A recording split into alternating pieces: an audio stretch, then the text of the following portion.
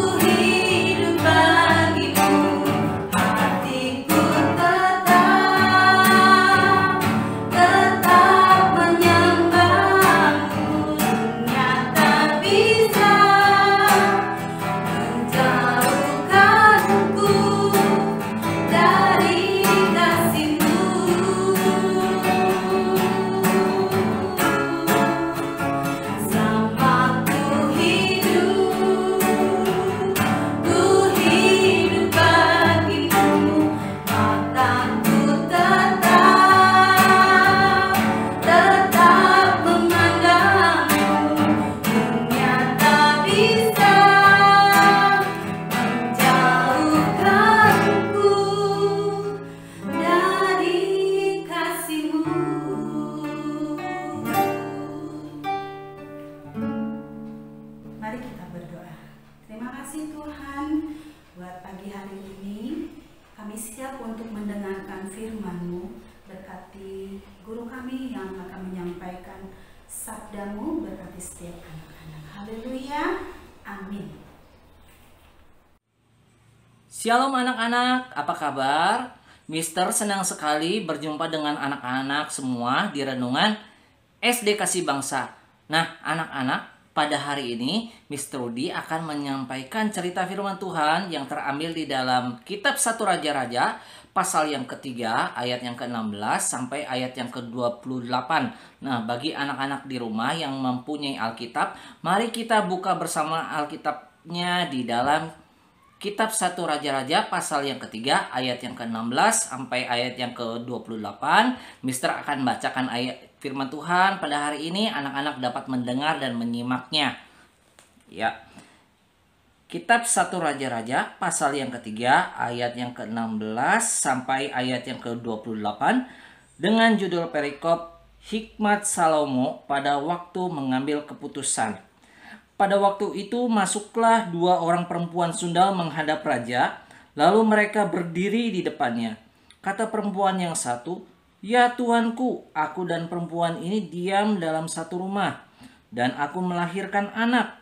pada waktu dia ada di rumah itu. Kemudian pada hari ketiga sesudah aku, perempuan ini pun melahirkan anak. Kami sendirian, tidak ada orang luar bersama-sama kami dalam rumah. Hanya kami berdua saja dalam rumah. Pada waktu malam anak perempuan ini mati karena ia menidurinya. Pada waktu tengah malam ia bangun, lalu mengambil anakku dari sampingku. Sementara hambamu ini tidur, dibaringkannya anakku itu di pangkuannya. Sedang anak yang mati itu dibaringkan di pangkuanku. Ketika aku bangun pada waktu pagi untuk menyusui anakku, tampaklah anak itu sudah mati. Tetapi ketika aku mengamat-amati dia pada waktu pagi itu, tampaklah bukan dia anak yang kulahirkan. Kata perempuan yang lain itu, bukan, anakkulah yang hidup dan anakmulah yang mati. Tetapi perempuan yang pertama berkata pula, bukan, anakmulah yang mati dan anakkulah yang hidup. Begitulah mereka bertengkar di depan raja. Lalu berkatalah raja, yang seorang berkata, anakkulah yang hidup ini dan anakmulah yang mati. Yang lain berkata, bukan, anakmulah yang mati dan anakkulah yang hidup. Sesudah itu raja berkata, ambilkan aku pedang. Lalu dibawalah pedang ke depan raja. Kata raja, penggalah anak yang hidup itu menjadi dua dan berikanlah setengah kepada yang satu dan setengah lagi kepada yang lain. Maka kata perempuan yang mempunyai anak yang hidup itu kepada raja, sebab timbullah belas kasihannya terhadap anaknya itu, katanya, ya tuanku, berikanlah kepadanya anak bayi yang hidup itu, jangan sekali-kali membunuh dia. Tetapi yang lain itu berkata, supaya jangan untukku ataupun untukmu, penggalah. Tetapi raja menjawab, katanya, berikanlah kepada bayi yang hidup itu, jangan sekali-kali membunuh dia. Dia itulah ibunya. Ketika seluruh orang Israel mendengar keputusan hukum yang diberikan raja, maka takutlah mereka kepada raja, sebab mereka melihat bahwa hikmat daripada Allah ada dalam hatinya untuk melakukan keadilan. Nah, anak-anak yang dikasih Tuhan, pada hari ini Miss Trudy akan menyampaikan cerita firman Tuhan dengan judul yaitu Raja Salomo dan dua orang ibu. Nah, anak-anak yang dikasih Tuhan, Salomo adalah anak dari seorang raja yang bernama Raja Daud. Salomo meminta kepada Tuhan yaitu hikmat untuk dapat membedakan mana yang baik dan mana yang jahat. Nah, anak-anak nanti bisa membacanya di dalam kitab 1 Raja-Raja pasal yang ketiga, ayat yang ke-1 sampai ayat yang ke-15. Di situ diceritakan bahwa Salomo berdoa kepada Tuhan untuk memohon hikmat, meminta hikmat kepada Tuhan. Nah, anak-anak yang dikasih Tuhan, pada suatu hari datanglah dua orang ibu ke istana Raja Salomo dan mereka memperebutkan satu bayi. Nah, si ibu A ini dan si ibu B baru saja bersama-sama melahirkan seorang bayi. Tetapi salah satu bayi mereka ada yang sudah meninggal.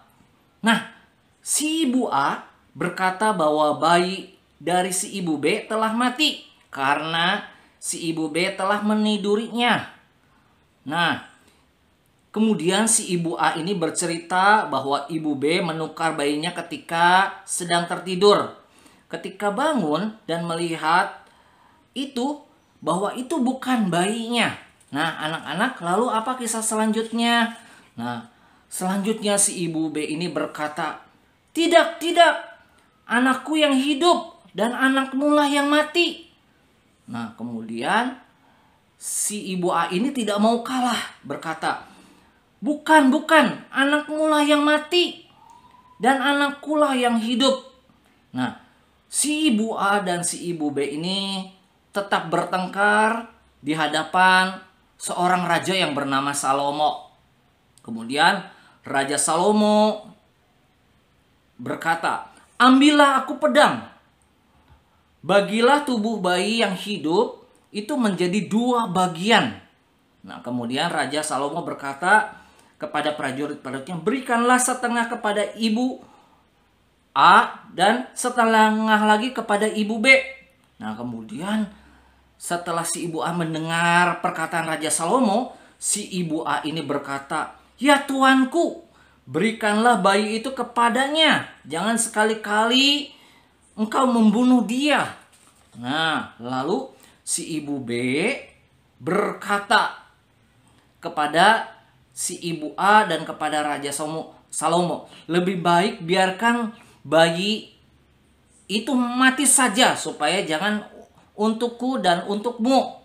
Nah, kemudian Raja Salomo yang berdoa meminta hikmat kepada Tuhan, dan Tuhan memberikan hikmat kepada Raja Salomo, dan akhirnya Raja Salomo mengetahui bahwa si ibulah adalah ibu yang asli yang memiliki bayi yang hidup itu, karena si ibu A ini mempunyai belas kasihan kepada bayinya. Nah, kemudian Raja Salomo memberikan bayinya kepada si ibu A, dan Raja Salomo di dalam masa kehidupannya memerintah sebagai orang raja di kerajaan Israel. Salomo mempunyai hikmat yang begitu luar biasa, ya, yang bisa membedakan mana yang baik dan mana yang jahat. Nah, anak-anak, lewat kisah cerita firman Tuhan pada hari ini, nah, penting bagi kita supaya kita memilih hikmat daripada Tuhan, ya, supaya kita jangan salah mengambil keputusan, ya. Sama seperti Raja Salomo berdoa kepada Tuhan, dan ternyata Salomo tidak meminta kekayaan, ya, kekayaan yang banyak, uang yang banyak, rumah yang besar, tapi ya Salomo berdoa meminta kepada Tuhan, meminta hikmat yang dapat membedakan mana yang baik dan mana yang jahat. Nah, oleh karena itu anak-anak, lewat cerita firman Tuhan pada hari ini, bagaimana kita dapat memperoleh hikmat yang daripada Tuhan? Nah, yang pertama adalah kita harus hidup takut akan Tuhan. Yang pertama, kita harus hidup takut akan Tuhan. Yang kedua, yaitu berdoa untuk meminta hikmat kepada Allah. Ya, kita berdoa bagaimana supaya kita memiliki hikmat daripada Tuhan. Kita harus berdoa, anak-anak, kita meminta kepada Tuhan supaya Tuhan memberikan kita hikmat, ya, dapat membedakan mana yang baik dan mana yang jahat. Kemudian yang ketiga, yaitu kita harus tekun membaca firman Tuhan dan melakukannya. Nah, oleh karena itu anak-anak, mari kita mulai belajar. Mulai hari ini, ya, kita mau menjadi anak-anak yang takut akan Tuhan. Kemudian yang kedua, kita berdoa meminta kepada Tuhan supaya Tuhan memberikan kita hikmat. Kemudian yang ketiga, kita harus selalu tekun di dalam membaca dan melakukan firman Tuhan. Nah, ketika kita melakukan ketiga hal ini, Mister yakin dan percaya anak-anak akan diberikan hikmat oleh Tuhan, ya. Oleh karena itu, sebagai ayat penutup firman Tuhan di hari ini, Mister akan bacakan firman Tuhan yang terdapat di dalam kitab Amsal pasal 1 ayat yang ke-7. Ya, kitab Amsal pasal yang ke-1 ayat yang ke-7, firman Tuhan berkata, takut akan Tuhan adalah permulaan pengetahuan, tetapi orang bodoh menghina hikmat dan didikan. Ya, bagaimana supaya kita mendapatkan hikmat akan Tuhan? Ya, salah satu caranya kita harus hidup takut akan Tuhan, karena takut akan Tuhan adalah awal kita mendapatkan pengetahuan.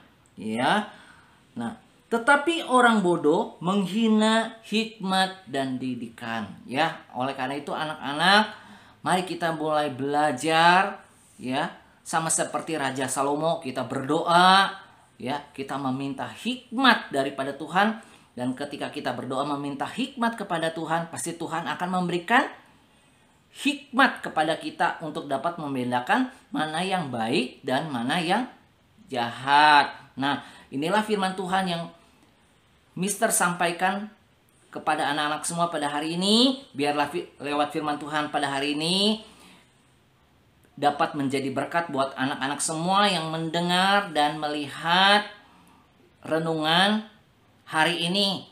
Oke anak-anak, terima kasih. Amin. Tuhan Yesus memberkati.